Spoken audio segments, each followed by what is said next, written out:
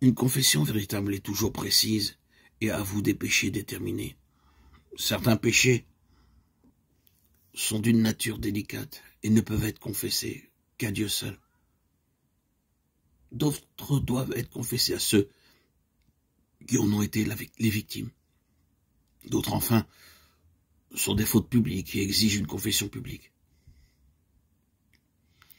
Mais toute confession doit être explicite, directe, et nommer les péchés même dont on s'est rendu coupable. Au jour de Samuel, les enfants d'Israël qui s'étaient éloignés de Dieu avaient perdu la foi en sa sagesse pour gouverner la nation et en sa puissance pour défendre sa cause. Se détournant du grand monarque de l'univers, ils avaient exprimé le désir de gouverner comme les peuples qui les entouraient. Leur ingratitude oppressait leur âme et les séparait de Dieu. Avant de trouver la paix, ils durent faire cette confession claire et précise. Nous avons ajouté à tous nos péchés le tort de demander pour nous un roi, 1 Samuel 12, 19. Il leur fallut confesser le péché dont ils s'étaient rendus coupables.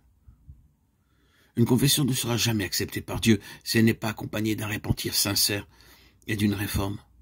Il faut qu'un changement radical de la vie l'accompagne et que tout ce qui n'est pas agréable à Dieu soit mis de côté. Ce sera la conséquence de la douleur réelle du péché. La tâche qui nous incombe nous est clairement révélée. Lavez-vous, purifiez-vous. Ôtez de devant mes yeux la méchanceté de vos actions. Cessez de faire le mal. Apprenez à faire le bien. Recherchez la justice. Protégez l'opprimé. Faites droit à l'orphelin. Défendez la veuve. Ésaïe 1, 16, 17. Si le méchant rend le gage, s'il restitue ce qu'il a ravi, s'il suit les préceptes qui donnent la vie sans commettre l'iniquité, il vivra. Il ne mourra pas. Ézéchiel 33, 15. Parlant de l'œuvre de la repentance, l'apôtre Paul s'exprime ainsi. Cette même tristesse selon Dieu, quel empressement n'a-t-elle pas produit en vous? Quelle justification, quelle indignation, quelle crainte, quel désir ardent, quel zèle, quelle punition. Vous avez montré à tout égard que vous étiez purs dans cette affaire. 2 Corinthiens 7, 11. Quand le péché affaiblit le sens moral, le pécheur ne discerne plus ses défauts et ne se rend pas compte de l'énormité du mal qu'il a commis, à moins qu'il ne se soumette à l'action du Saint-Esprit. Il demeure dans un aveuglement relatif au sujet de ses péchés. Ses confessions ne sont pas sincères.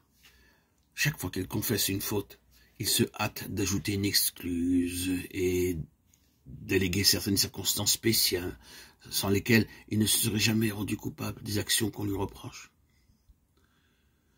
Après avoir mangé du fruit défendu, Adam et Ève furent saisis de honte et d'effroi. Leur première pensée fut de chercher à se disculper de leur faute et à échapper à la redoutable sentence de mort. Quand Dieu s'enquit de leur péché, Adam voulut en faire retomber la faute en partie sur Dieu et en partie sur sa compagne. La femme que tu as mise auprès de moi m'a donné de l'arbre et j'en ai mangé. La femme à son tour rejeta toute la faute sur le serpent en disant « Le serpent m'a séduite et j'en ai mangé ». Genèse 3, 12, 13. Pourquoi as-tu créé le serpent? Pourquoi l'as-tu laissé entrer en Éden? Ces questions impliquées dans son excuse ne tendaient qu'à faire retomber sur Dieu la responsabilité de leur chute. La tendance à excuser ses torts a pris naissance chez le père du mensonge et se manifeste chez tous les fils et toutes les filles d'Adam. Les confessions de ce genre ne sont pas inspirées par l'Esprit de Dieu et ne peuvent être agréées. La véritable repentance amène le pécheur à porter lui-même sa transgression et à la reconnaître sans fraude et sans hypocrisie. De même que le publicain, n'osant pas même lever les yeux au ciel, il dira « Ô Dieu, sois apaisé envers moi, qui suis un pécheur » Luc 18, 13. Ceux qui reconnaissent leur culpabilité seront justifiés, car Jésus présentera les mérites de son sang en faveur des âmes repentantes.